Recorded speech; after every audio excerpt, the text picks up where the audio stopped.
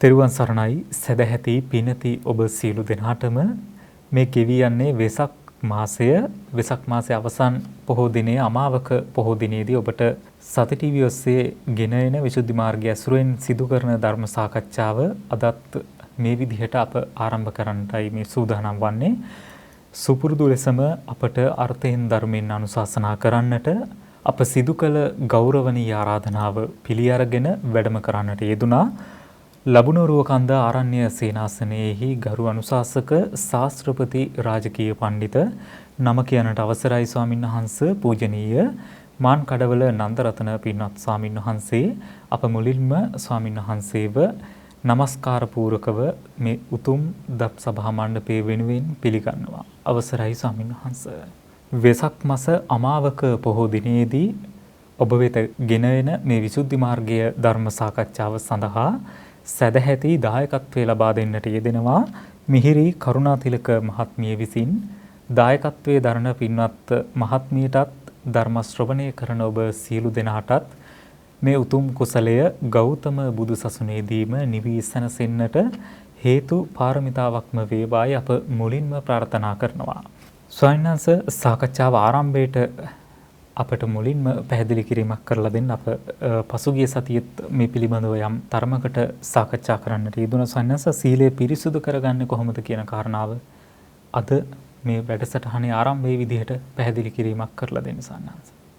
තෙරුවන් සරණයි සියලු දෙනාටම. විසුද්ධි මාර්ගය පිළිබඳවයි අපි සාකච්ඡා කරගෙන ඉන්නේ.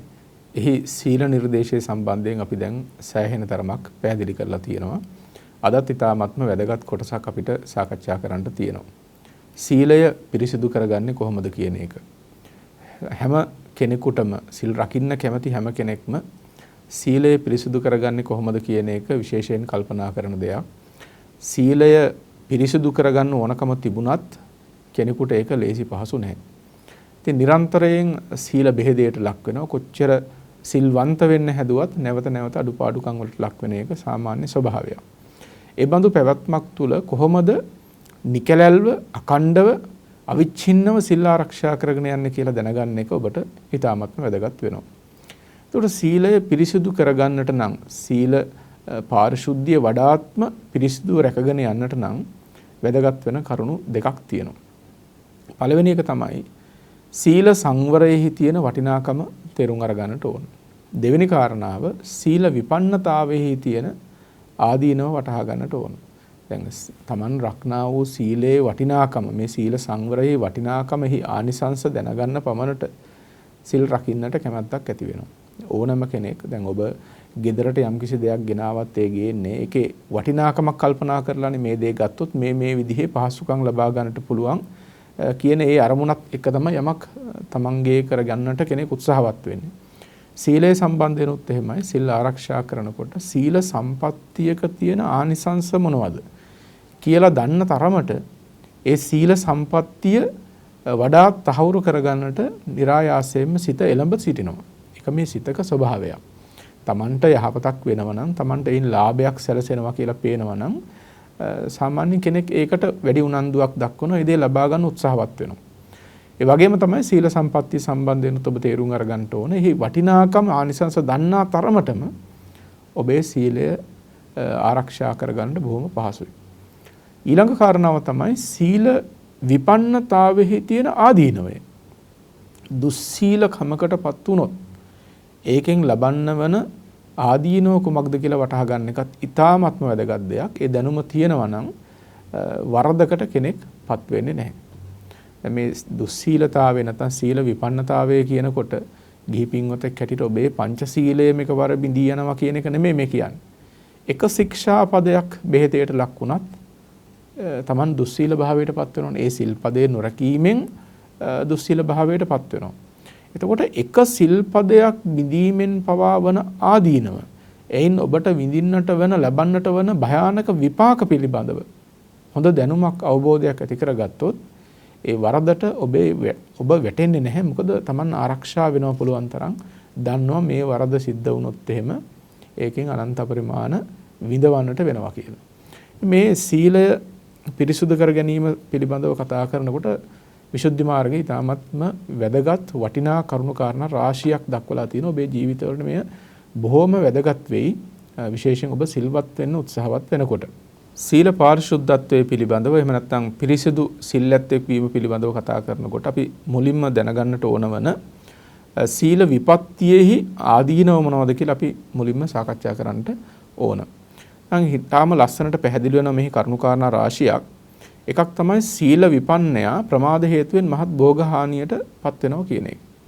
යම් කිසි කෙනෙක් සීල විපන්නතාවයට පත් වෙනවා කියන්නේ ඒ හේතුවෙන් ඔහුට ධනවතෙක් බවට පත් වෙන්නට ආඩ්‍ය ජීවිතයක් ගෙවන්නට මහත්ම බාධාවක් බවට පත්වීමයි. ඒ කියන්නේ දුස්සීලකම කියලා කියන්නේ Taman ලබන භෝග සම්පත්තිය පවා විනාශ වන දෙයක්. මේ උතුම් කුසල ධර්මයන් ගැන කවර කතාවක්ද හොයාගන්න තුට්ටු දෙක පවා Tamanට අහිමි වෙලා යනවා සීල විපන්නතාවය නිසා. දැන් බලන්න බුදුරජාණන් වහන්සේ වදාරලා තියෙන්නේ ස්ත්‍රී දූර්තය. ස්ත්‍රීන් පිළිබඳ ලොල් පුද්ගලයා නිරන්තරයෙන් කාමයේ වර්ධව හැසිරීමට පත්වෙන ස්ත්‍රී දූර්ත පුද්ගලයෙක් ගතොත් ඔහු ලද්දං විනාශේති තම් පරාභවතෝ මුඛං ලබන දේවල් විනාශ කරගන්න හොයාගන්න සේසතම අහිමි කරගන්නවා. ඒ වගේම තමයි සුරා දූර්තය. සුරාවට යම් කිසි කෙනෙක් ඇබ්බැහි වුණොත් එහෙම ඒ කියන්නේ මේ දුස්සීලකමක්නේ සීල විපන්නකම. ඔහුත් ලබන සම්පත් ටික විනාශ කරගන්නවා. ඒ වගේම තමයි සූදුවට යම් කිසි කෙනෙක් ලොල්ලුනොත් එමෙහි දූර්තයක් බවට පත් වුණොත් ඔහුත් තමන්ගේ සම්පත් විනාශ කරගන්නවා. ඉතින් මේ ස්ත්‍රී දූර්තය, සුරා දූර්තය, එහෙම නැත්නම් සූදුවට ඇබ්බැහි වෙච්ච අය තමන්ගේ භවභෝග සම්පත් විනාශ කරගත්ත ආකාරය අපිට මේ සමාජය තුළ කොච්චර දකින්නට අහන්නට ලැබෙනවද? ඊට සුප්‍රකට චරිත, මහා ධනවත් චරිත ඇතම් වෙලාවට හිරේ විලංගුවේ ලගින තත්වයට පත් වෙනවා. තමන්ගේ දුස්සීල කම්මල විපාක වශයෙන්. ඒ නිසා දුස්සීලකම කියලා කියන්නේ කුසල මාර්ගය නැත්නම් කුසල ධර්මයන් වෙනසීමක් විතරක් නෙමෙයි ලබන්නා වූ භවභෝග සම්පත්තිය පවා විනාශයට පත් කර ගැනීමක්. ඉතින් මහා ධනවතුන් පිළිබඳවත් ලෝකේ සුප්‍රකට මිනිසුන් පිළිබඳවත් අමුතුවෙන් කතා නොකලත් ඔබේ ගමේ ගොඩේ ජීවත් වෙන එහෙම නැත්නම් සමහරට ඔබත් මේ තත්ත්වයට හසු වෙච්ච කෙනෙක් වෙන්න පුළුවන්. සීල විපන්නතාවයන් නිසා ඔබ ලබා ගන්න ඔබ හරිහම්බ කරගන්න දේවල් කොච්චර විනාශ කරගන්නවද කියලා බලන්න. විශේෂයෙන් මේ කාලේ ගත්තොත් ද්‍රව්‍යයට මත්පැන් වලට බැහි වෙච්ච ජීවිත ගත්තම Taman බොහොම මහන්සියෙන් හරිහම්බ කරගන්න දේ Tamanගේ තියෙන ලාමක ආසාවල් නිසා පවිතු ගතිවලට තියෙන බැඳීම නිසා විනාශ කරගන්න හැටි හොඳින් කල්පනා කරලා බලන්න. ඉතින් මේ ඊටමත් ජීවත් වෙන්නට දුෂ්කර කාල පරිච්ඡේදයක් වෙච්ච මේ වකවානුවේදී පවා බොහෝ දෙනෙකුට තමන්ගේ වැරදි පුරුදු අතහැර ගන්න බැරිව කොච්චර ඒ ගෙදර ඉන්න අහිංසක දරුවන් පවා පීඩාවට පත් වෙනවද? ඒ නිවැසියන් ඔබ කොච්චර පීඩාවට පත් වෙනවද කියලා බලන්න. ඒ නිසා දුස්සීලකම කියලා කියන්නේ එක පැත්තකින් ගත්තම භවභෝග සම්පත් ටික විනාශ කරගන්න කාරණාවක්. ඒක දුස්සීලකමේ එහෙම නැත්නම් සීල විපන්නතාවයේ තියෙන එක ආදීනවයක්, එක විපාකයක්. ඊළඟට ගත්තම සීල විපන්න පුද්ගලයා පිළිබඳව ලාමක අපකීර්තියක් සමාජය තුළ පැතිරී යනවා. ඒක වළක්වනවා කියන එක ලේසි පහසු දෙයක් නෙමෙයි. එක්කෝ හොරා කියනවා. එහෙම නැත්නම් සල්ලාලයා කියනවා. එහෙම නැත්නම් සූදට ඇබ්බැහි වෙච්ච පහත් සල්ලාල ගති තියෙන පුද්ගලයෙක් කියලා සමාජයේ විසින් ඔහු ප්‍රතික්ෂේප කරනවා. ඉතින් මුළු මහත් සමාජයේ තුලම ඒ දුස්සීල පුද්ගලයා පිළිබඳව අපකීර්ති රාවයක් පැතිරී යනවා. ඉතින් පුද්ගලයෙකුට හරි වැදගත් දෙයක් තමයි Tamanගේ කීර්තිරාවය කියන එක. කීර්තිය සොයා යා යුතු ධර්මයක් නොවුනත් පුද්ගලයෙකුට Taman පිළිබඳව අභිමානවත්කමක් තියෙන්නට ඕන. Tamanගේ කීර්තිය කියන එක වැදගත් දෙයක්. උසස් මිනිස්සු ජීවිත පවා පරිත්‍යාග කරනවා. Tamanගේ ජීවිතය පවා පරිත්‍යාග කරනවා. කීර්තිය වෙනුවෙන් උසස් මිනිස්සු කියලා අදහස් කළේ Taman පිළිබඳව අභිමානවත්ව හිතන මිනිස්සු කියන එක. එහෙම නැත්නම් මේ කුසල ධර්මයන් පිළිබඳවම සලකලා නෙමෙයි. එතකොට දුස්සීලකම කියලා කියන්නේ අභිමානය විනාශ වෙන ධර්මයක්. කෙනෙක් දුස්සීලකමින් කොච්චර හරිහම්බ කරගත්තත් මේ මිනිස්යාට පුළුවන් ද අභිමානවත්ව සමාජයට මුහුණ දෙන්න. ඒ මිනිස්යාව පිළිගන්න සමාජයේ විසින් ඉදිරිපත් වෙයිද සූදානම් වෙයිද? සමාජයේ කොච්චර නිନ୍ଦා අපහාස කරනවද ඒ බඳු තැනැත්තන්ට? ඒ නිසා හොඳින්ම මතකයේ තබා ගන්න ඔබ දුස්සීලත්වයට පත් වුනොත් ඒකේ අපකීර්තිය එන්නේ ඔබට විතරක් නෙමෙයි ඔබේ දෙමව්පියන්ට 4 වර්ගයක් පිරිසට ඒ අපකීර්තිය පැතිරෙනවා. ඔවුන්ටත් එහි කොටස් භුක්ති විඳින්නට සිද්ධ වෙනවා. සීලයෙහි තියෙන සීල විපත්තියෙහි තියෙන මේ ආදීනමයත් ඔබ ඊටාම හොඳින් තේරුම් අරගන්නට ඕන. එහෙමයි සයන්ස. සයන්ස දුසිල්වත් කෙනෙක් පිරිසක් ඇසුරු කරද්දී ඒ ඇතිවන තත්ත්වය කොහොමද සයන්ස? ඔව් දුස්සීල පුද්ගලයාට තියෙන ඊළඟ විපත්තිය තමයි පිරිස් කරා විසරදව එළඹෙන්නට බැරිකම. පිරිස් කරා විසරදව එළඹෙනවා කියලා කියන්නේ නිසකව එළඹෙන්නට නොහැකිකම. යම්කිසි කෙනෙක් දුෂ්චරිතයක හැසිරලා තියෙනවා නම් ඒ පුද්ගලයා කොහොමද බයක් නැතුව සැකයක් නැතුව පිරිසක් කරා එළඹෙන්නේ? දැන් බුදුරජාණන් වහන්සේ හරි ලස්සනට ඒක දේශනා කරලා තියෙනවානේ. ක්ෂත්‍රීය බ්‍රාහ්මණ ගෘහපති ශ්‍රමණ කියන මේ සිව් පිරිස කරාම අභිමානවත්ව එළඹෙන්න පුළුවන් කමක් නැහැ දුස්සීලයට. Taman වැරදි කරලා තියෙනවා නම් වැරදි කරුවෙක් කොහොමද රජුන් ඉදිරියට යන්නේ? වැරදි කරුවෙක් කොහොමද නොබියව අධිකරණයක් ඉදිරියට යන්නේ? Taman වැරදි කරලා තියෙනව නේද? අසු වේද කියන බිහිතිය Taman තුල තියෙනකොට විසරදව නිසැකව ඔහුට එතෙන්ට යන්න පුළුවන් කමක් නැත්තේ නැහැ. අධිකරණයට විතරක් නෙමෙයි සමාජයට ඔහුට නිසකව මුහුණ දෙන්න පුළුවන් කමක් නැහැ. නොබියව කතා කරන්න පුළුවන් කමක් නැහැ. අනුන්ගේ වරදක් පෙන්වන්නට පුළුවන් කමක් නැහැ. ඒක වැදගත් දෙයක්. දැන් අනුන් පිළිබඳව විවේචනයක් කරනකොට තමා සතුව ඒ වැරදි තිබුණොත් අපස්සට එනවනේ ඒක. ඒ නිසා Taman වැරදි වලින් පිරිච්ච ජීවිතයක් වුණොත් කවදාකවත් අනුන්ගේ දෙයක් විවේචනය කරන්න පුළුවන් කමක් නැහැ. අනුන්ගේ දේවල් විවේචනය කරනවා කියන එක අදහස් කළේ විවේචනය කළ යුත්තක්වත් විවේචනය කරන්නට නොහැකියාවක් ඇති වෙනවා Taman සාවද්‍ය පුද්ගලයෙක් බවට පත් වුණොත්. ඒ නිසා මේ පිරිස් කරා විසරදව එළඹෙනවා කියන එක සිල්වතාට කරන්න පුළුවන් දෙයක්. සිල්වන්තයාට අධිකරණයට උනත් නොබියව යන්න පුළුවන්. කිසිම තැති ගැනීමක් ඇත්තේ නැහැ. Taman වරදක් කරලා නැහැ නේද කියලා හිතනකොට ඔහුට කිසිම චකිතයක් ඇත්තේ නැහැ. ඕනම තැනකට ඔහුට ඉදිරිපත් වෙන්න පුළුවන්. ඕනම දෙයක් ගැන ඔහුට කතා කරන්න පුළුවන්. කවර සමාජ තලයකට උනත් ඔහුට යන්න පුළුවන්කම තියෙනවා. කිසි තැනකදී ඔහුට පසුබෑමක් ඇති වෙන්නේ නැහැ. පසුගාමී සිටිවිලි ඇති වෙන්නේ නැහැ. මක්නිසාද Taman පිළිබඳව ඔහුට තියෙන විශ්වාසය. ඒ නිසා ඊ타ත්ම වැදගත් දෙයක් තමයි Taman පිළිබඳව Tamanට තියෙන විශ්වාසය. ඔබ ජීවත් විය යුත්තේ ඔබට ඕන තැනකට යන්න පුළුවන් තත්ත්වේ තියාගෙන. ඔබට මම මේ වැරද්ද කරොත් එහෙම අහවල් තැනට යන්න බැරි වෙයි. මේ වැරද්ද මම කරලා තියෙන නිසා අසුවල් තැනට ගියොත් නම් මේක අහුවෙයි වගේ. මෙහෙම තත්ත්වයක් තියෙනවා නම් බලන්න ඒ තමන්ගේ ස්වාධීනත්වයේ තියෙනවද? තමන්ගේ අභිමානවත් එඩිතරකම තියෙනවද? ඉතින් මතක තබා ගන්න සිල්වතාට තමයි විසරදව පිරිස් කරා එළඹෙන්න පුළුවන්කම තියෙන්නේ. දුස්සීල පුද්ගලයාට ඒක කරන්න පුළුවන් කමක් නැත්තේ නැහැ. මොනතරම් ධන දහන්නේ තිබුණත් මොනතරම් නිලතල බලය තිබුණත් තමන් පිළිබඳව සමාජයේ පිළිගන්නා කෙනෙක් බවට පත් වුණත් වැරදි තියෙනවා නම් ඒ මිනිස්සයා බයෙන් තැති ගැනීමෙන් සැකයෙන්මයි ඉන්නේ. කොයි වෙලේ තමන්ගේ වරද හසු වෙයිද දන්නේ නැහැ කියලා. ඒ නිසා මේ දුස්සීල පුද්ගලයා සමාජයේ සමග යෙදෙනකොට ඔහු ඇත්තටම විඳවනවා. ditta ධම්ම වේදනීයවම ඒ කාරණාව ඔහු තමන්ගේ දුස්සීලකම විඳවනවා. ඉදිතරව සමාජයකට යන්න බැරිකම කියන එක මිනිස්සෙක් මේ ජීවිතේම විඳවන ධර්මයක්. නිසකව සමාජයට මුහුණ දෙන්න බෑ කියන එක විඳවන ධර්මයක්. ඒක දුස්සීලකමෙහි විපාකයක් කියන එක හොඳින් තේරුම් අරගන්නට ඕන. ඒ වගේම තමයි දුස්සීල මිනිස්සයාට සිහි කල්පනාවෙන් කලුරිය කරන්න පුළුවන් කමක් නැහැ. ඒ කියන්නේ සිහි මුලාවෙන් තමයි කලුරිය කරන්නේ. ඕගොල්ලන්ට මේ පින්වතුන්ට ඒ වගේ දේවල් පිළිබඳව කොච්චර සමාජ අත්දැකීමක්ද? ජීවත් වෙලා ඉන්න කාලේ අනුන්ගේ දේවල් කඩා වඩා ගත්ත. හොරකමින් සූදුවෙන් වංචාවෙන් සල්ලාලකමින් ජීවත් වෙච්ච මිනිස්සු අර ජීවත් වෙලා ඉන්නකොට තියෙන ධනයෙන් බලයෙන් ආදී විවිධ කරුණු කාරණා මත වැජබෙමින් ඉන්න හදනවා. නමුත් මරණාසන්න කාලේදී සිහි මුලා වෙලා නන්දොඩෝමින් විලාපතියමින් කෑ ගහමින් කොච්චර දුක් මුසු මරණයන්ටදපත් වෙන්නේ. සමහර උදවිය මරණාසන්න මොහොතේදී කර්ම නිමිති ගති නිමිති පහළ වෙනකොට Taman ඊළඟට නිරයට යන්න ඉන්නේ කියලා ඒ නිරේ ගති පහළ වෙනකොට පුදුමාකාර තැතිගැන්මකට ලක් වෙලා පීඩාවෙන් කෑ ගහනවා. අපිට සමාජයේ වගේ දේවල් කොච්චර අහන්න ලැබෙනවද? සමහර උදවිය කලුරිය කරන්න කිට්ටුව විලාප තියෙන ඔය දොරවල් වහන්න ජනෙල් වහන්න ගින්දර ඇතුළට එනවා. මේ වගේ විවිධ දේවල් කියමින් මේකට හේතුව දුස්සීලකම, සීල විපන්නතාවය. සිල්වතාට සිහි කල්පනාව හොඳින් එළඹ තියෙනවා. මොකද සිල් රකින්න බෑ සිහිය නොතිබුණා නම්. සිහි මුලා වෙච්ච කෙනෙක් සිල් රකින්නේ නැහැනේ. සිල් රකින්නේ එළඹ සිටි සිහි ඇත්තෙක්. එතකොට ඒ සිල් රකින්න පුද්ගලයා කියන්නේ සිහිය හොඳට පුරුදු කරලා තියෙනවා. ඔහුට මරණාසන්න මොහොතේදී පවා හොඳ සිහියක් තියෙනවා. කලාතුරකින් රෝගාබාධයන් නිසා සිහි මුලා වීමක් වෙන්න පුළුවන්.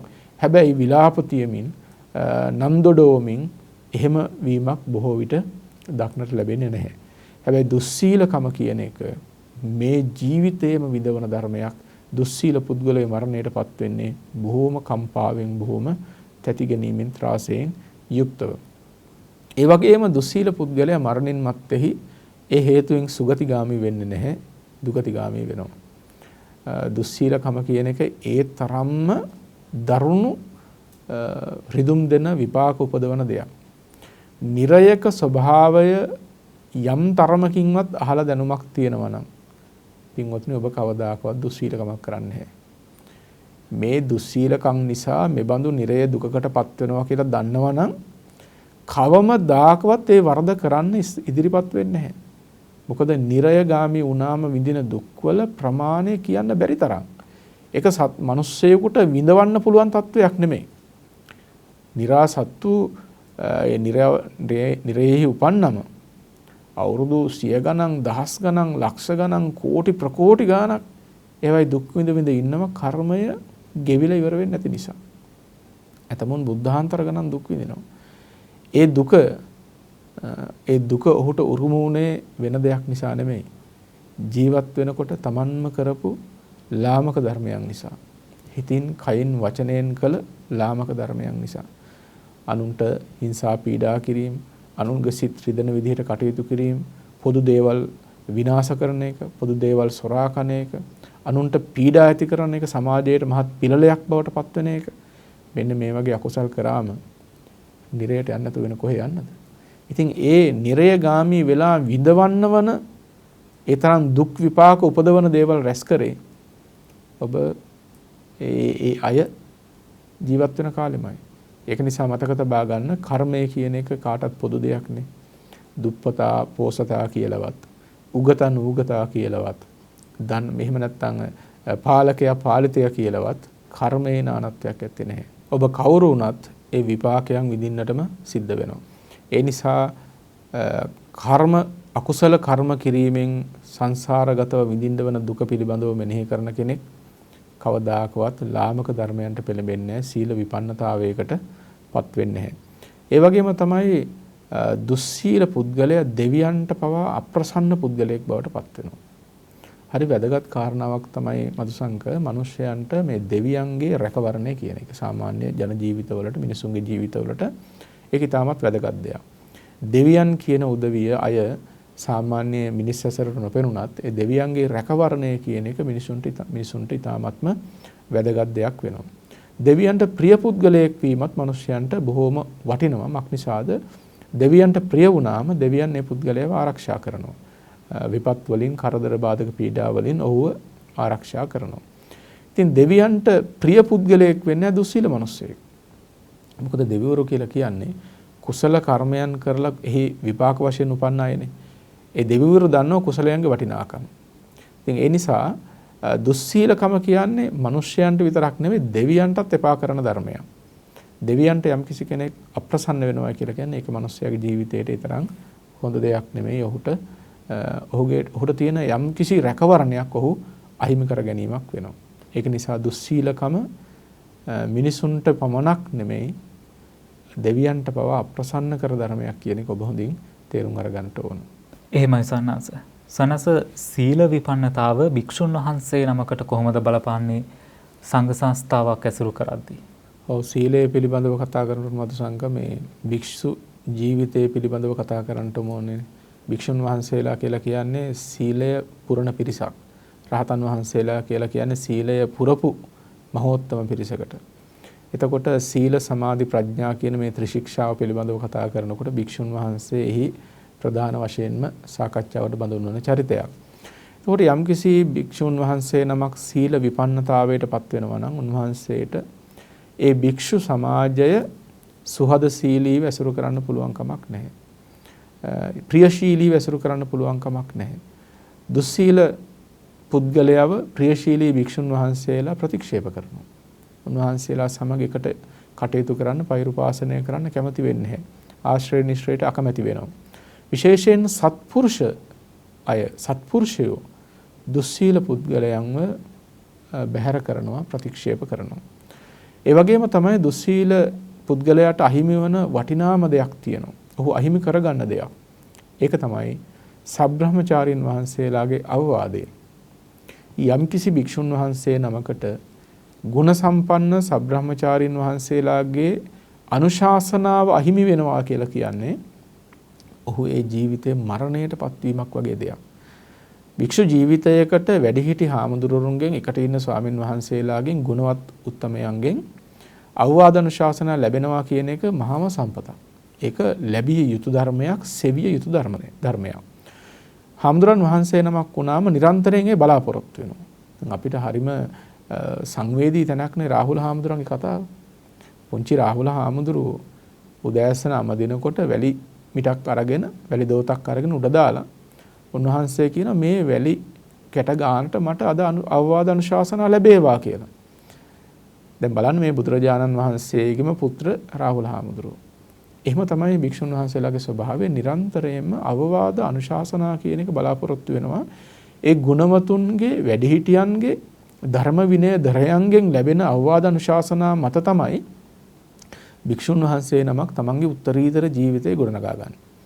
ඒ නිසා මధు සංගමේ අපි කිසි කෙනෙකුට පුළුවන් කමක් නැහැ. මම දන්නවා දැන් මම තමයි ඔක්කොම දන්නේ. මට මොකටද අමුතු අනුශාසනා කියලා හිතන්න අපිට කිසිම ඉඩක් ඇත්තේ නැහැ. හත් හැවිරිදි සාමණේරයන් වහන්සේ නමක් අවවාදයක් කළත් තමන්ගේ වරදකට එය පිළිගන්නට තරම් භික්ෂුන් වහන්සේ නමක් නිහතමානී වන්නට වෙනවා. ඒ අවවාද අනුශාසනා බලාපොරොත්තු විය යුතු චරිතයක් විය යුතුයි. ඒක භික්ෂුන් වහන්සේලාට විතරක් නෙමෙයි පින්වත්නි, ඔබ හොඳින්ම මතකයේ තබා ගන්න. නිරන්තරයෙන් ඔබ අවවාද අනුශාසනා බලාපොරොත්තු වෙන්නෙක් බවට පත් වෙන්න. සත්පුරුෂයන්ගේ අවවාද අනුශාසනාවන්. ඒක ඔබේ ජීවිතේ දීප්තිමත් කරගන්නට, ජීවිතය ආලෝකමත් කරගන්නට ඉතාමත්ම වටිනා ධර්මයක් වෙනවා. ඒ වටිනා කාරණේ ඔබේ ජීවිතේ ඒ එකම කරුණ ඔබට තිබුණත් ඔබේ ජීවිතේ හිස් ජීවිතයක් බවට පත් වෙන්නේ නැහැ. ඒකාන්තයෙන් ඔබට වඩාත් ශ්‍රේෂ්ඨත්වයකට යන්න පුළුවන්කම ලැබෙනවා. එතකොට ස්වාමින් වහන්සේ නමක් වුණාම මේක මේ අනුශාසනා ලැබෙනවා කියන එක වටිනා ධර්මයක්. යම්කිසි භික්ෂුවක් අලජ්ජීව කටයුතු කරනවා නම්, දුස්සීලව සීල විපන්නව කටයුතු කරනවා නම්, අර ගරු කටයුතු හාමුදුරන් වහන්සේලා උන්වහන්සේව පිළිකුල් කරනවා. පිළිකුල් කරනවා විතරක් නෙමේ අවවාද නොකළ යුතු හැටියට සලකනවා. උන්වහන්සේට අවවාද කරාට පළක් නැහැ කියලා කල්පනා කරලා අවවාද කිරීමෙන් වළකිනවා. ඒක දුස්සීල පුද්ගලයා Tamanට සිද්ධ කරගන්න මහත්ම අවඩක්, මහත්ම අනර්ථයක්. හැදෙන්න තියෙන අවස්ථාව තමයි ඔහු නැති කරගන්නේ. ඒ නිසා මේ භික්ෂු ජීවිතය පිළිබඳව කතා කරනකොට සීල විපන්නතාවය කියන එක මහත් කිලිටක්, අපවිත්‍ර ධර්මයක්, දුරු කළ යුතුම ධර්මයක්, සීල සම්පදාව ඇති කරගත යුතු ධර්මයක් වෙනවා. ඒ වගේම තමයි දුස්සීල පුද්ගලයාට තවත් වටිනා කාරණාවක් තමයි මේ දුස්සීලයන්ට ගරහනකොට හිත රිදෙනවා. මොකද තමනුත් දුස්සීලයිනේ. තමන් දුස්සීලකමින් ඉන්නකොට අනුන් සමහරට නොදන්නව වෙන්න පුළුවන්. හැබැයි වෙන දුස්සීලකම් පිළිබඳව පිරිස කතා කරනවා ඇහෙනකොට, ඒවට ගරහනවා ඇහෙනකොට තමා තුලත් මෙබඳු දේවල් තියෙනව නේද කියලා හිතට මහත් පීඩාවක් ඇති වෙනවා. ඒ තමන්ගේ දුස්සීලකම් වහගෙන හිටියත් ඔහුට දැනෙන්නේ මහා පහත් හැඟීමක්, ලාමක හැඟීමක්. කිසිම අභිමානයක් ඔහුගේ සිතට නැගෙන්නේ නැහැ. වැරදි සංගවාගත්ත පාපතර ගතියක් තමන්ට හැඟෙනවා මිසක් උතුම් ශ්‍රේෂ්ඨ අදහසක් ඔහුට ඇති වෙන්නේ නැහැ. ඒ නිසා දුස්සීලයාට, දුස්සීල පුද්ගලයන්ට බනිනකොට දුකටපත් වීම කියන එක සීල විපන්නතාවයේහි තියෙන ආදීනවයක් කියලා ඔබ හොඳින් තේරුම් අරගන්නට ඕන. ඒක ඉතින් ස්වාමීන් වහන්සේලාගේ පැත්තෙන් විතරක් නෙමෙයි, ගිහි පින්තුන්ගේ පැත්තෙනුත් එහෙමනේ. හිතන්නකෝ ඔබ තුල යම් ආකාර වැරදි තියෙනවා නම් ඒ වැරදි ඔබ සංගවාගෙන ඉන්නට පුළුවන්. හැබැයි සමහර උදවිය ඒ වගේ වැරදි අනික් අය පිළිබඳව කතා කරනකොට ඔබට දැනෙන්නේ මොකක්ද? ඔබට හිතෙන්නේ මොකක්ද? අනේ ඒ බැනිල්ල, ඒ නින්දාව Tamanටත් උරුමයි නේද කියලා හිතනවානේ.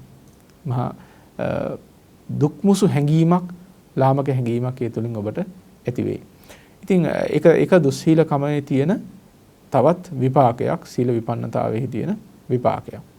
ඒ වගේම තමයි මේ සිල්වන්තයා පිළිබඳව ප්‍රශංසාවට ලක් කරනකොට දුස්සීලයාට විපිලිසර බවක් ඇති වෙනවා. තමා තුළ මේ උතුම් ගුණාංගයක් නැහැ නේද? අයියෝ මට මේ ගුණධර්ම ටික රැක ගන්න බැරි වුණා නේද කියලා දුස්සීල පුද්ගලයාට මහත් විපිලිසර බවක් ඇති වෙනවා. ස්වාමීන් වහන්සේලාගේ පැත්තනොත් එහෙමයි, ගිහි පින්වතුන්ගේ පැත්තනොත් එහෙමයි. සිල්වන්ත සත්පුරුෂයන් ගැන කතා කරනකොට ඒ සත්පුරුෂ ධර්ම පිළිබඳව ප්‍රශංසාවෙන් කතා කරනකොට තමා තුළ දුස්සීලකම් පිරීලා තියෙනවා නම් ඔහුට දැනෙන්නේ මහා විපිලිසරකමක්, හරි පසුගාමී පසුතැවිලි වෙච්ච ස්වභාවයක් ඔහුට දැනෙන්නේ. ඒ වගේම තමයි දුස්සීල පුද්ගලයා දුර්වර්ණ පුද්ගලයෙක් බවට පත් වෙනවා. ඒ කියන්නේ ඔහුගේ රූප ප්‍රසාද රූප කලාප උපදින්නේ නැහැ. දැන් බලන්නකෝ මේ මද්ද්‍රව්‍යයට ඇබ්බැහි වෙන පුද්ගලයෙක් දිහා බලන්න. එහෙම නැත්නම් ස්ත්‍රී දූර්තයෙක් දිහා බලන්න. සාමාන්‍යයෙන් 100%ක් නෙමෙයි. දැක ගමන් අඳුර ගන්න පුළුවන් කෙනෙක් දිහානේ. ඒ පුද්ගලයා මෙහෙම පුද්ගලයෙක් කියලා සාමාන්‍යයෙන් මූණකට දිහා බලනකොට හිතා ගන්න පුළුවන්කම තියෙනවා. ඒ මක්නිසාද ඔහු දුර්වර්ණ පුද්ගලයෙක් බවට පත් වෙනවා. ඒ නිසා දුස්සීලකම කියන්නේ තමන්ව විරූප කරන ධර්මයක්, තමන්ගේ අලංකාරය, ශෝභාව, ප්‍රසාදවත්කම නැති කරන ධර්මයක්. ඒ වගේම තමයි මේ තවත් වැදගත්ම කාරණාවක් තමයි දුස්සීල පුද්ගලයා එකට කියනවා මේ දුස්පර්ශ පුද්ගලයෙක් කියලා. එකකින් අදහස් කරන්නේ දුස්සීල පුද්ගලයා යම්කිසි කෙනෙක් සේවනය කළොත් ඒ සේවනය කරන අයටත් බොහෝ වෙලාවට දුගතිගාමී වෙන්න සිද්ධ වෙනවා. ඒ නිසා ඔහු ස්පර්ශ කිරීම දුක් සහගතයි. ස්පර්ශ කිරීම කෙනකින් අදහස් කළේ ඔහුව සමීපයෙන් ඇසුරු කිරීම බොහොම දුක්ඛ සහගත දෙයක් බවට පත් වෙනවා. දුස්සීල ඇසුරු කරන්න ගියාම හොඳ ගති තියෙන අය පවා වැරදි මගට යොමු වෙනවා. අර ඒක නිකන් වෛරස් එකක් වගේ තමයි බෝ වෙන වගේ වැරදි අදහස් අනිත් අයටත් ඊටාම ඉක්මනින්ම බෝ වෙන්න පුළුවන්කම තියෙනවා. ඒ නිසා දුස්සීල පුද්ගලයව ඇසුරු කරන අය පවා දුගතිගාමී වෙන්නට ඉඩකඩ තියෙනවා. ඒකාන්තයෙන් එහෙම වෙනවා කියලා නෙමෙයි කියන්නේ. ඒ දුස්සීලකම් බෝ වෙන්න පුළුවන්කම තියෙනවා. එහෙම වුණොත් ඔහුට මහත් හානියක් ඒකෙන් සිද්ධ වෙන නිසා. ඒ වගේම දුස්සීල පුද්ගලයා අල්පාරහයි. ඒ කියන්නේ ඔහු මේ ලෝකයාගේ ආමිෂය පිළිගන්නට සුදුසු පුද්ගලයෙක් නෙමෙයි. සිල්වන්ත උත්තමයා කියලා කියන්නේ ලෝකයාගේ ආමිෂය පිළිගන්න සුදුසු කෙනෙක්. මොකද උන්වහන්සේට යමක් පූජා කළාම ඒ පූජා කරන දායකයන්ට පවා මහා කුසලයක් රැස් වෙනවා සිල්වන්තකම හින්දා. ඒ නිසා උන්වහන්සේ දක්ෂිනාර්හයි, පූජාවන් පිළිගන්නට සුදුසුයි. හැබැයි දුස්සීල පුද්ගලයා පූජාවන් පිළිගන්නට සුදුස්සෙක් නෙමෙයි. ඔහුට යමක් දුස්සීල පුද්ගලයාට යමක් දුන්නා කියලා අර සිල්වතෙකුට දීමෙන් ලැබෙන මහත් ආනිසංස, මහත් ඵල ලබන්නට පුළුවන්කමක් ඇත්තේ නැහැ. මේකත් දුස්සීලකමේ තවත් විපාකයක්. ඒ වගේම තමයි දුස්සීල නැත්නම් සීල විපන්නතාවය කියන එක සුද්ධ කරන්න ලේසි දෙයක් නෙමෙයි. ඒක සීල විපන්නකම කියන එක පිරිසිදු කරන්න හරි අමාරුයි. හරියට වසර ගණනාවක් ගෙවි ගිය වසර ගණනාවක් තිස්සේ පිරෙන අසුචි වලක් වගේ. ඒක බොහෝ කාලයක් තිස්සේ ඒ අසුචි වල පිරලා පිරෙනකොට මේක සුද්ධ කරනවා කියන එක ලේසි පහසු නෑනේ. ඒ වගේ ජීවිත කාලයක් තිස්සේ පාප ධර්මයන් හුරු කරලා තියෙනකොට, ලාමක ධර්ම, දුස්සීලකම්, සීල විපන්නතාවයන්ට නැඹුරු වෙලා තියෙනකොට ඒ ජීවිතේ පින්වතුනි බොහෝ කල් ඉක්ම වී ගිය අසුචි වලක් වගේ. ඒ ජීවිතේ සුද්ධ කරනවා කියන එක හරි අමාරුයි. කොනක ඉඳන් සුද්ධ කරන්න පටන් ගන්න වෙනවා. හැබැයි මේක ලේසි පහසු දෙයක් එහෙම නෙමෙයි. ඉතින් වැදගත්ම දේ තමයි ඕනෑම කෙනෙක් තුළ මේ සීල විපන්නතාවක් තියෙන්නට පුළුවන්. ඒවා ඔබ හොඳින් හඳුනා ගන්නට ඕනේ. හඳුනාගෙන ඒවට වහාම ප්‍රතිකර්ම කරන්න පටන් ගන්නට ඕන. ඒ ආරම්භ කිරීම තමයි වැදගත් වෙන්නේ. පටන් ගන්න තරමට, ඒ ගමන යන තරමට ඔබට ඒ කරගන්න පුළුවන්කම තියෙනවා. ඒ වගේම තමයි මේ දුස්සීල නැත්නම් සීල විපන්න පුද්ගලයා හරියට සොහොන් පෙනෙල්ලක් වගේ කියනවා. සොහොන් පෙනෙල්ල කියන එක ගමේ වැඩට ගන්න පුළුවන් කමක් ඇත්තෙත් නැහැ. වනාන්තරයේ වැඩට ගන්න පුළුවන් කමක් ඇත්තෙත් නැහැ. සොහොන් පෙනෙල්ල ගමටත් වැඩක් නැහැ, කැලේටත් වැඩක් නැහැ. ඒකෙන් ඒක අපවිත්‍රයි. ගිනිගත් දෙයක්, අසුචි තැවරුණු දෙයක්. ඒ නිසා එය ප්‍රයෝජනයක් නැහැ. ඒ වගේ දුස්සීල පුද්ගලයා, සීල විපන්න පුද්ගලයා ගමට වැඩකුත් නැහැ, ආරණ්‍යට වැඩකුත් නැහැ. කොතෙන්ටවත් ඔහුගෙන් ඇති පළක් නැහැ. සමාජයට ඔහුගෙන් කිසිම පළක් නැහැ. සමාජය ඔහු දුරු කළා දානවා. ඔහුගෙන් ගන්න සාරයක් ඇත්තේ නැහැ, හරයක් ඇත්තේ නැහැ. ඊළඟට මේ හරි ලස්සන තැනක් තියෙනවා. මේ හරක් රෑනක් යනවලු. හැම හරකෙකුටම අදහසක් තියෙනවලු මමත් හරකෙක් කියලා. ඔය අතර යනවලු මේ කොටලුවේ. කොටලුවත් ඉතින් ඔය කොරග ගහ යන ගමන් කොටලුවටත් හිතනවලු ඉතින් එයාටත් කකුල් 4ක් තියෙනවා. මේ හරකට වගේම ඉතින් ඉන්ද්‍රිය ටික තියෙනවනේ කියලා කොටලුවට හිතනවලු තමත් හරකෙක් කියලා.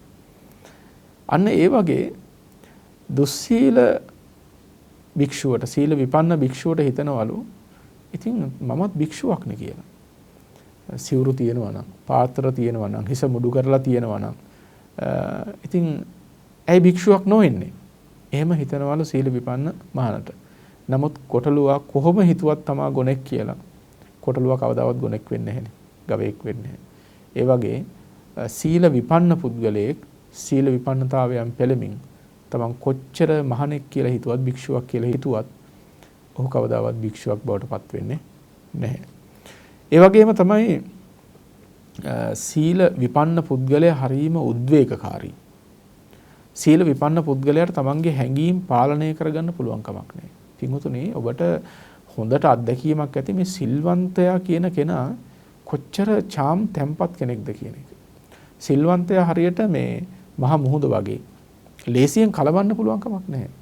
ඒ කියන්නේ ඔහුගේ ගුණයේ තියෙන මහත්වය නිසා ඒ පුද්ගලයාව සාමාන්‍ය දේවල් වලට කවදාකවත් සොලවන්න බෑ. ඔහුට බැන්නා කියලාවත්, ඔහුට පාඩුවක් කරා කියලාවත් ඔහු කම්පා වෙන්නේ නැහැ.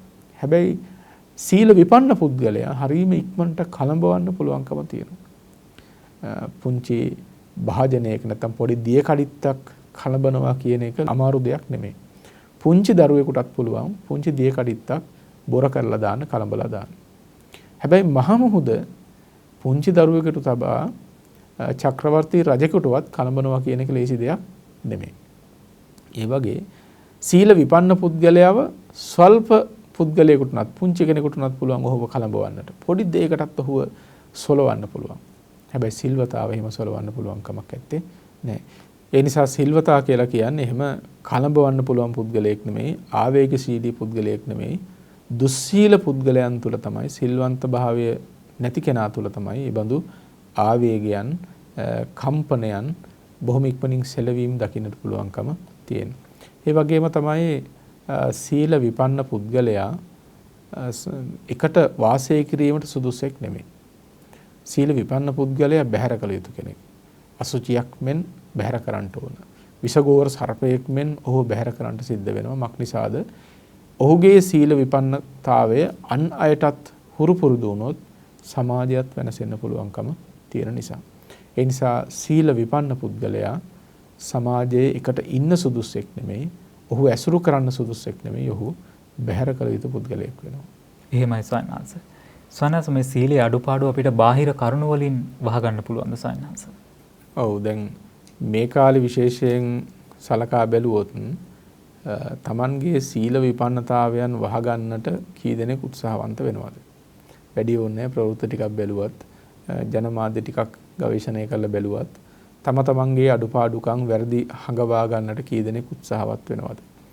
එතකොට සීල විපන්න පුද්ගලයාට තමන්ගේ වැරදි සංගවා ගැනීම සඳහාම වෙනමම කැප වෙන්නට, මහන්සි වෙන්නට සිද්ධ වෙනවා. සමහර උදවිය තමන්ගේ වැරදි අඩුපාඩුකම් ධනෙ යොදවාගෙන සංගවා ගන්න හදනවා, වහන්න හදනවා. සමහර අය තමන්ගේ අඩුපාඩුකම් බලය යොදාගෙන වහ ගන්න හදනවා. ඇතැම් උදවිය තමන්ට තියෙන ප්‍රසිද්ධිය ඉවහල් කරගෙන අඩුපාඩුකම් වහනවා. සමහර උදවිය උගත්කම පාවිච්චි කරලා, තමන්ගේ දැනුවත්කම පාවිච්චි කරලා අඩුපාඩුකම් වහ ගන්න හදනවා. හැබැයි මදුසංක අසුචි ගොඩක් ඔය එක දේවල් දාලා වැහුවට ඔක කොහෙන් හරි සිදුරකින් හරි දුගඳ හමන්න පටන් ගන්නවානේ. ඒ වගේ මේ මොනව දේවල් වලින් වහන්න හැදුවත් වැරදි අඩුපාඩුකම් කියන ඒවා සදාකාලිකව වහගෙන ඉන්න පුළුවන් දේවල් නෙමෙයි. කොහෙන් හරි මේවායේ දුගඳ හමන්නට පටන් ගන්නවා. එක අයට මේ වගේ අංකොන් විවර වෙන්නට පටන් ගන්නවා. අන්න එතකොට දුස්සීල පුද්ගලයාට මහත් ඇති ගැනීමක් පීඩාවක් ඇති වෙනවා. Tamanගේ වැරදි සමාජගත වෙයි, අනිත් අය දැනගනී. Taman ලබාගත් උපයාගත් සියල්ල Tamanට අහිමි වෙයි කියන ත්‍රාසයේ සංවේගය ඔහුට නිරන්තරයෙන්ම ඇති වෙනවා. එතකොට මේ හරි ලස්සන උපමාවකින් ඒක පෙන්නනවා. බ්‍රාහ්මණයෝ මේ ගින්නට හරි කැමතියි. මොකද ඔවුන් ගිනි දෙවියන් පුදන පිරිසක්. බ්‍රාහ්මණයෝ කල්පනා කරේ ගින්දර කියලා කියන්නේ දෙවියන් කියලා. ඒ නිසා තමයි බ්‍රාහ්මණයෝ මේ පුද පූජා කරනකොට අර ගිතෙල් සහල් ආදී ගිහිලා ගින්නට දාන්නේ දෙවියන්ට පූජා කිරීම හැටියට. හැබැයි බ්‍රාහ්මණයා ගින්නට කොච්චර කැමති වුණත් සොහොන් පෙනෙල්ල තියෙන ගින්න බ්‍රාහ්මණයා ගන්න යාග හෝම වලට. මොකද ඒක අපවිත්‍ර නිසා, කිලිටි නිසා. අන්න ඒ වගේ සත්පුරුෂයෝ උගතෙක් වුණත් දුස්සීලයා ප්‍රතික්ෂේප කරනවා. සත්පුරුෂයන් විසින් බොහොම ධනය තියෙන කෙනෙක් වුණත් දුස්සීල නම් ඔහු ප්‍රතික්ෂේප කළා දානවා. අර බ්‍රාහ්මණයා සොහොන් පෙනෙල්ල තියෙන ගින්දර ප්‍රතික්ෂේප කළා වගේ සත්පුරුෂයෝ මොන විදිහේ බලතල තියාගෙන හිටියත් එහෙම නැත්නම් උගත්කම් ආදී නොඑක් දේ තියන් හිටියත් ඔහු තුළ දුස්සීලකමක් තිබුණොත් සත්පුරුෂයා හුව ප්‍රතික්ෂේප කළා දානවා, පිළිකුල් කරලා දානවා. ඒ නිසා මේ මතක තබා ගන්නට ඕන හැමදාකම වැරදි සංගවන්නට බෑ. හොඳම දේ තමයි වැරදි නොකර ඉන්න එක. වැරදි නොකර හිටියම හඟවන්න කියලා දෙයක් නැහැනේ. එතකොට Tamanට අභිමානවත්ව විශාරදව ඕන තැනකට එළඹෙන්න පුළුවන්කම තියෙනවා. ඒ වගේම තමයි අන්ධයාට රූප දකින්න බෑ වගේ. අන්ධ පුද්ගලයා රූප නොදකිනවා වගේ සීල විපන්න පුද්ගලයාට විශේෂ අධිගමයන්ටපත් වෙන්න පුළුවන් කමක් නැහැ. නිර්වාණ ධර්මය ඔහුට අවබෝධ කරගන්න බෑ. ඔහුට නිවන් දැක ගන්න බැරි වෙනවා. ඒ නිසා සීල විපන්නතාවයෙන් සිද්ධ වන මහත්ම අනර්ථයක් ගැන කතා කරනවා නම් අපිට කතා කරන්න වෙන්නේ ඔහුට ලබන්න තියෙන උත්තරීතරම නිවන ගිලිහිලා යනවා කියන එක. කෙනෙකුට නිවන ගිලිහිලා යනවා කියන්නේ අය ඔහුට තවත් ගිලිහෙන්න කියලා දෙයක් නෑ. ලෝකේ තියෙන ඔහුට ලබන්න තියෙන වටිනාම දේ තමයි ඔහු නැති කරගන්නේ. ඒ නිසා ඔබ හොඳින් පරීක්ෂාකාරී වෙන්න ඔබේ හිත කය වචනය පිළිබඳව. වැරදි අඩුපාඩු වලට පත් වෙනවා කියලා කියන්නේ ටිකෙන් ටික ඔබ නිවනින් ඈත් වෙනවා කියන එක. වටිනාම දේ ඔබට අහිමි වෙලා යන්නේ. ඒ නිසා එහි විපාකයක් සීල විපන්නතාවෙහි විපාකයක් කියලා අවබෝධ කරගන්න නිර්වාණ ධර්මය දුරු වීම. ඒ වගේම තමයි සීල විපන්න පුද්ගලයාට ශ්‍රේෂ්ඨ අධිගමයන් පිළිබඳව හිතේ බැඳීමක් ඇති වෙන්නේ නැහැ. ඒක උපමාවකින් පෙන්නනවා චණ්ඩාල කුලයේ උපන්න දරුවෙකුට, සැඬොල් දරුවෙකුට හිතෙන්නේ නැහැනේ මේ මම කවදාද රජ වෙන්නේ, මම කවදාද අභිෂේක කරන්න කියලා කල්පනා වෙන්නේ නැහැනේ. ඒ දරුවට ඒ බඳු සිතිවිලි පහළ වෙන්නේ නැහැ. ඒ කියන්නේ ඔහුට කිසිම හැඟීමක් නැහැ. මක්නිසාද ඔහු දන්නවා කවදාකවත් ඔහුට ඒ බඳු තත්වයකට යන්නත් බෑ. ඒ බඳු සිතුම් පැතුම් ඔහුට පහළ වෙන්නේ නැහැ. ඒ වගේ දුස්සීල පුද්ගලයාට, සීල විපන්න පුද්ගලයාට මම කවදාද සෝතාපට්ටි ඵලයටපත් වෙන්නේ, සකදාගාමි ඵලයටපත් වෙන්නේ, අනාගාමි රහත් වෙන්නේ කොහොමද කියලා එහෙම හැඟීමක් ඇති වෙන්නේ නැහැ. එහෙම උද්‍යෝගිකමක් ඇති වෙන්නේ නැහැ. මක්නිසාද ඔහු චණ්ඩාල පුද්ගලයෙක් වගේ ගුණයෙන් බොහොම පරිහානියටපත් වෙච්ච පුද්ගලයෙක් නිසා. ඉතින් මේ નિરાස භාවය නැත්තම් ඒ උත්තරීතරම තත්වයට નિરાසකමක් ඇති වෙනවා කියලා කියන්නේ ඒක ජීවිතයකට මහත්ම භාග්‍ය සම්පන්න දෙයක්. එහෙමයි ස්වාමීනාස. ස්වාමීනාස මේ සීලේ විපන්නතාව භාග්‍යවතුන් වහන්සේ භික්ෂුන් වහන්සේලාට කොහොමද දේශනා කරලා තියෙන්නේ? තථාගතයන් වහන්සේ භික්ෂුන් වහන්සේලාට නිරන්තරයෙන්ම කළ අනුශාසනාවක් තමයි මහන්නේ සිල්වන්ත වෙන්න කියන එක. සීලය රකින්න, සමාධිය වඩන්න, ප්‍රඥාව දියුණු කරගන්න කියන එක. විශේෂයෙන්ම මහා පරිනිර්වාණ සූත්‍රයේ කියවා ගත්තොත් ඔබට දැක ගන්න පුළුවන් වෙයි බුදුරජාණන් වහන්සේ නිරතුරුම අනුශාසනා කරලා තියෙන මහන්නේ සිල් ආරක්ෂා කරන්න, සමාධිය වඩන්න, ප්‍රඥාව දියුණු කරන්න කියලා. මොකද ඒ තරම්ම වටිනා ධර්මයක් නිසා. දවසක් දා බුදුරජාණන් වහන්සේ වඩිනකොට භාග්‍යතුන් වහන්සේ දැක්ක මහා ගිනි කඳක්. විශාල ගිනි කඳක්. බුදුරජාණන් වහන්සේ පාරෙන් ඉවත් වෙලා ඒ කිට්ටු තැනක වැඩ හිටියා. වැඩ ඉඳලා භික්ෂුන් වහන්සේලාගෙන් අහන්න මහන්නේ අර පේන මහා ගිනි කඳ දකින්නවද?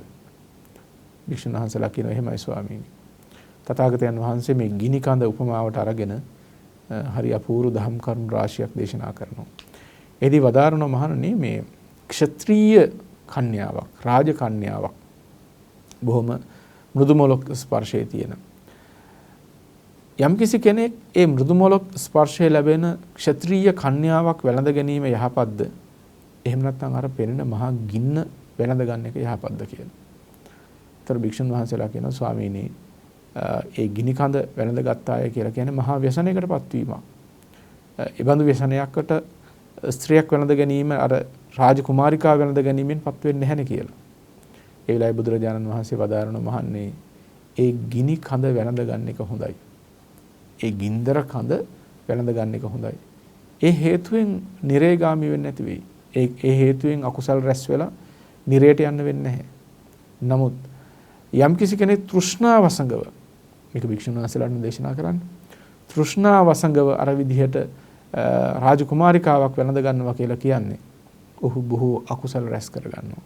ඒ බොහෝ අකුසල් රැස් කරගත්ත කම හින්දා ඔහු විඳින දුක අර ගිනි කඳ වැළඳ ගැනීමට වඩා මහා දුකක් කියනවා. එතකොට බලන්න මේ භික්ෂු සීලය පිළිබඳව මෙවුන්දම් සේවනයෙන් වැළකීම පිළිබඳව බුදුරජාණන් වහන්සේ අනුශාසනා කරන්නේ මොන විදිහේ පසුබිමක් යටතේද කියලා බලන්න.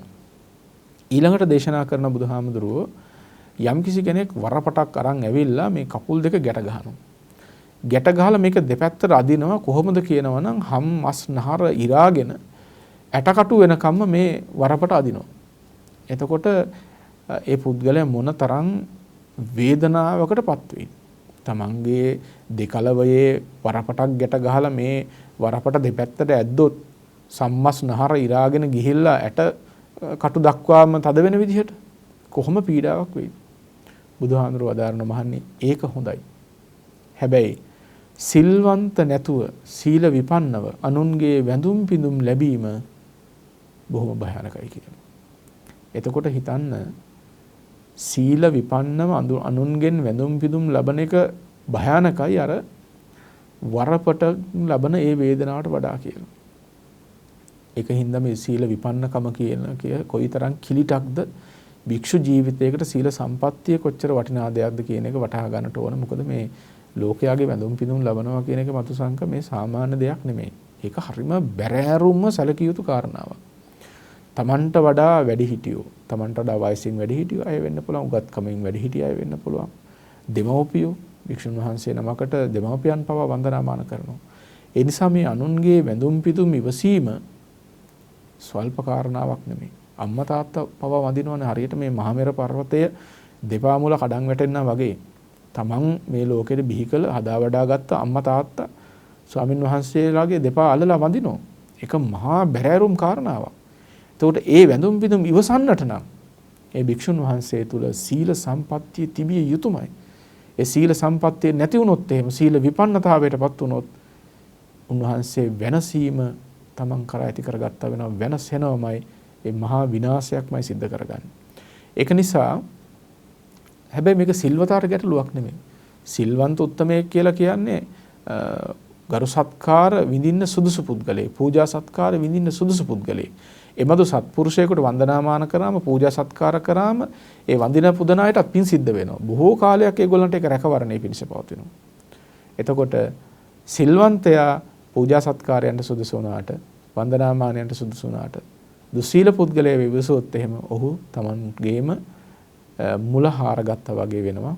උපමාව පැහැදිලිනේ.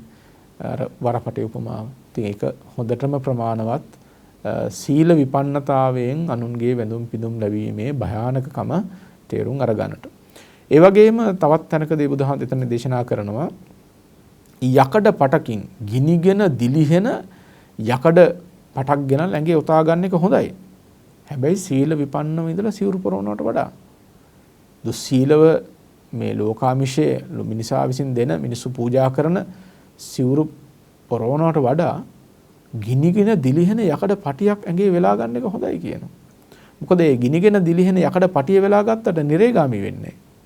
හැබැයි දුස්සීලව අනුන් දෙන මේ චීවර පරිභෝග කරනවා කියන එක මහාම භයානක දෙයක්. නිරේගාමී වෙන්න තරම් මහ බලවන්ත දෙයක් වෙනවා. බලන්න දුස්සීලකම නැත්නම් සීල විපන්නතාවයක ආදීනව කොච්චරක්ද කියලා. ඇත්තටම සිල්වන්ත වුණා නම් අනුන්ගේ වන්දනාමාන ඉවසන්න ගැටලුවකුත් නැහැ. අනුන්ගේ දානමාන ආදී ගැටලුවකුත් නැහැ. චීවර පරිභෝග ආදී ගැටලුවකුත් නැහැ. ඒව පූජා කර අයට වන්දනාමාන කරන අයටත් මහා යහපතක්මයි සිද්ධ වෙන්නේ. දුස්සීල වුණොත් තමන් කොච්චර අනර්ථයක් කරගන්නවද කොච්චර හානියක් කරගන්නවද කියලා බලන්න. ඊළඟට බුදුරජාණන් වහන්සේ වදාරනවා මහන්නේ යකඩ ගිනිගත්ත ගිනිගෙන දිලිහෙන යකඩ අඬුවක් ගෙනල්ලා කට ඇරලා ගිනිගෙන දිලිහෙන යකඩ ගුලියක් ගිල්ලවනවා. යකඩ ගුලි ගිල්ලවනවා. ඒ යකඩ ගුලි ඒ පුද්ගලයාගේ දිව කට උගුර පුච්චගෙන ගිහිල්ලා බඩවැල් එක්ක පුච්චගෙන ගිහිල්ලා අතුණු බහන් එක්ක පුච්චගෙන ගිහිල්ලා පිට වෙනවා. බුදුහාමුදුරුවෝ වදාරනවා ඒ ගිනි ගුලි ගිලෙන එක හොඳයි. සීල විපන්නව මිනිස්සු දෙන දාණය වළඳනවට වඩා කියලා. ඉතින් ඒ වගේ තාම බැරෑරුම්ම අපි සැලකිය යුතු කරුණු කාරණා. ඉතින් ওই විදිහට ගිනිගත් තැනක නිදි කරවන එක හොඳයි. අර ගිනිගත් ගිනි කඳක් උඩ නිදි කරවන එක හොඳයි. හැබැයි දුස්සීල විඳලා අදපුටු පරිහරණය කරනවට වඩා මේ ආදි වශයෙන් ලෞතර බුදුරජාණන් වහන්සේ භික්ෂුන් වහන්සේලාට මේ සීල විපන්නතාවයේ පිළිබඳව ආදීනමය පිළිබඳව නිරන්තරයෙන්ම අනුශාසනා කරලා තියෙනවා. ඒ වගේම තමයි සිල්වත් වීමෙහි වටිනාකමත් තථාගතයන් වහන්සේ නිරතුරු අවවාද කළා අනුශාසනා කළා පෙන්වා දුන්නා. ඉතින් මේත් එක්කම මදුසංක අපි මේ ඊටු ටිකක් කෙටියෙන් ඉවර කරන්න ඕන. සීලේ ආනිසංස සැලකීමත් ඊටා වටිනා දෙයක් වෙනවා කියන කාරණාව සම්බන්ධයෙන්. සිවුරු පාත්‍ර දැරීම් ගත්තොත් ස්වාමින් වහන්සේ නමකගේ හරිම ප්‍රසාද ජනකයි. සිල්වන්ත භික්ෂුවගේ පාත්‍ර සිවුරු දැරීම හරිම ප්‍රසාද ජනකයි. උන්වහන්සේ ගතපය දිගහැරීම, සිවුරු පෙරවීම, පාත්‍රය දැරීම දකින්න කෙනෙකුට මහා අස්වැසිල්ලක් දැක්කත් හිත පිරෙනවා, පිං වැඩෙනවා. සතුටින් උන්වහන්සේලා දිහා බලාගෙන හිටියත් බලන් ඉන්න කෙනාට සංසාරේ ඇස් රෝගයක්වත් හැදෙන්නේ නැහැ. ඒ සතුටින් බැලීමේ කුසලයේ හැටියට. ඒ නිසා සිල්වන්ත උත්තමයෙක් කියලා කියන්නේ උන්වහන්සේලා බොහොම ප්‍රසාද ජනක පිරිසක්. ඒ වගේම ප්‍රවෘජ්‍යාවෙන් පැවිද්දෙන් ඵල ලබාගත් පිරිසක්. ඵල ලබාගත් කියන්නේ මාර්ගඵලයන් විතරක් නෙමෙයි. සඵල පැවිද්දක් තියෙන කෙනෙක්. නිෂ්ඵල පැවිද්දෙක් නෙමෙයි. ඒ වගේම තමයි මේ ඉර කරා සූර්යයා කරා අන්ධකාරයේ ගමන් කරන්නේ නැහැ වගේ සිල්වන්තයා කෙරෙහි උපවාදයන් පැමිණෙන්නේ නැහැ. සංසාරගත දෝෂයන් හෝ සමාජ විෂමතාවයන් නිසා උපවාදයන් ආවත් සිල්වන්ත පුද්ගලයාට තමන්ගේ වැරදි නිසා තමන්ට තමන්ව උපවාද කර ගැනීමක් හෝ අනුන්ගෙන් උපවාද පැමිණීමක් සිද්ධ වෙන්නේ නැහැ. හරියට ආකාශයේ නබෝගැබ චන්ද්‍රරාජයා වගේ සිල්වන්ත උත්තමයා බබලනවා. ඔහුගේ ජීවිතේ මහත් ආලෝකමත් ජීවිතයක් බවට පත් වෙනවා. දෙවියන්ට ප්‍රිය පුද්ගලයෙක් වෙනවා. පූජා සත්කාරයන්ට සුදුසු පුද්ගලයෙක් වෙනවා. ඒ සිල්වන්ත සත්පුරුෂයා තමන්ගේ සීලවන්තකම නිසා සීලය පාදක කරගෙන සමාධිය වඩනවා. සමාධියක සිට ප්‍රඥාව දියුණු කරගන්නවා. ලෞතුරු නිර්වාණ ශාන්තියත් සාක්ෂාත් කරගන්නවා. ඉතින් මේ විදිහට සීල විපන්නතාවයේ තියෙන මහත් ආදීනවත් සීල සම්පත්තියේ තියෙන ආනිසංසත් ඔබ නිරන්තරයෙන් සලකා බලන්න ඕනේ. සලකා බලමින් ඔබේ ජීවිතේ සිල්වන්ත ජීවිතයක් බවට පත් කරගන්න උත්සාහවත් වෙන්නට ඕන. දැන් අද අපි මේ කතා කරපු කොටසත් එක්ක විසුද්ධි මාර්ගයේහි සීල නිර්දේශ කොටස නිමාවටපත් වෙනවා. එතකොට සීලය කියන්නේ කුමක්ද? කවර අර්ථයකින් සීලයේදී ප්‍රභේද මොනවද? සිල්වන්ත වෙන්නේ කොහොමද? දුස්සීලකම් දුරු කරන්නේ කොහොමද? මේ කරුණු කාරණා විශාල ප්‍රමාණයක් අපි සාකච්ඡා කළා මේ වැඩසටහන් මාලාවත් එක්ක. අපිට ඊළඟට කතා කරන්න තියෙනවා සිල්වන්ත පුද්ගලයෙක් වශයෙන් ඉදිරි නිවන් මාර්ගය සඳහා කටයුතු කරගන්නේ කොහොමද කියන ඉතාමත්ම වැදගත් කරුණු කාරණා රාශියක්. එහෙමයි සානස. වෙසක් මාසයේ අමාවක පොහෝ දිනේදී ඔබට අසන්නට ලැබෙන මේ විසුද්ධි මාර්ගය ඇසුරෙන් සිදු කරන ධර්ම සාකච්ඡාව මෙලෙසින් ඔබ වෙත ගෙන එන්නට සදැහැති දායකත්වයේ ලබා දෙන පින්වත් පිරිසක් සිටිනවා. සයන්නාස අප අද දින දායකත්වයේ ලබා ගන්නා පින්වත් පිරිසට පුණ්‍ය අනුමෝදනා කරන්නට මේ වෙලාව යොදා ගමු. අද දවසේදී මේ විසුද්ධි මාර්ග ධර්ම සාකච්ඡාව සඳහා දායකත්වයේ දරන පින්වතුන් පිළිබඳව සිහිපත් කරලා පුණ්‍ය අනුමෝදනා කරන්නට ඕන. මිහිරි කරුණාතිලක පින්වත් මහත්මිය විසින් අද මේ වැඩසටහනේ දායකත්වයෙන් කටයුතු කරනවා. අරමුණු වශයෙන් ඇති කරගෙන තියෙනවා මියගිය ඥාතීන්ට පුණ්‍ය අනුමෝදනා කිරීමට. ඒ අනුව ආර්.එම්. ප්‍රියංග කරුණාතිලක තමන්ගේ ස්වාමි පුත්‍රයාණන්ට පුණ්‍ය අනුමෝදනා කිරීමට බලාපොරොත්තු වෙනවා. විශේෂයෙන්ම අපේ පුන්නපොඩි හාමුදුරන් වහන්සේගේ පියතුමා එතුමානන්ට පුණ්‍ය අනුමෝදනා කිරීමට මිහිරි කරුණාතිලක මහත්මිය වගේම පුංචි පුන්න හාමුදුරන් වහන්සේත් බලාපොරොත්තු වෙනවා. ඒ වගේම W තිලකරත්න සීයාට උපාලනිහල් ශාන්ත සහෝදරයාට හේෂානි අරුණෝදිකා දියණිය ඇතුළු මිය පරලොව ගිය දෙපාර්ශ්වයේම සියලු ඥාති හිතයිශීලට පුණ්‍ය අනුමෝදනා කිරීමට බලාපොරොත්තු වෙනවා. කල්පනා කරගන්න ඔබ විසින් ඊ타ත්ම ශ්‍රද්ධාවෙන් ඊ타ත්ම සත්පුරුෂ අදහසින් යුක්තව රැස් කරගත්ත මේ වටිනා පුණ්‍යලාභයන් අපි අනුමෝදන් කරමු. ප්‍රථමයෙන්ම ලෝසසුන් සුරකින්න ඔබ අප සුරකින්න දෙවියෝ මේ පිං සතුටින් සාදුනාදයෙන් අනුමෝදන් වෙත්වා. ඒ වගේම සඳහන් කළ පරිදි මීට වසර 3කට පමණ පෙර කාලය යාත්‍රා කළ පුන්න ස්වාමීන් වහන්සේගේ පියතුමා ඒ වගේම මිහිරි කරුණාතිලක මහත්මියගේ ස්වාමි පුත්‍රයා ආර්.එම්. ප්‍රියංග කරුණාතිලක මහත්මයා ප්‍රධානව ඒ ඥාතිවරයා ප්‍රධානව මිය ගිය සඳහන් කළ ඥාතීන් ඇතුළු වර්ග පරම්පරානුයාත මෙලෝ පරලෝ ගත සියලු ඥාති හිතයිශීනොත් පින් කැමති හැම සත්වගත් මේ පින් සතුටින් සාදුනාදයෙන් අනුමෝදන් වෙත්වා. දුකකනං ඉන් මිදී සුවපත් වී සැපයෙන් සැපතරමපත් වෙත්වා. ඒ සියලු ඥාතීන් ප්‍රාර්ථනීය බෝධියකින් ලෞතර නිවනින් සැනසෙත්වායි සාදු කියලා පින් අනුමෝදන් කරන්න. ඒ වගේම මෑණියන්ටත් පුණහාමුදුරන් වහන්සේ ඇතුළු පවුලේ සෑම සියලු දෙනාටත් ඥාති පිරිස ඇතුළු සදේවක ලෝකයාටම තුනුරුවන්ගේ සරණින් දෙව්රක වරණින් පින් බෙලෙන් නිදුක් නිරෝගී සුවපත් භාවය චිරජීවනයේ සැලසේවා. සියලු යහපත් ප්‍රාර්ථනා ඉෂ්ට සිද්ධ වේවා. දෙලවත් යහපත් වේවා. ලෞතුරු නිර්වාණ ශාන්තියෙන් සැනසෙන්නට මේ පින් හේතු වාසනා පාරමී වේවා. සෑම සියලු දෙනාටම තෙරුවන් සරණයි.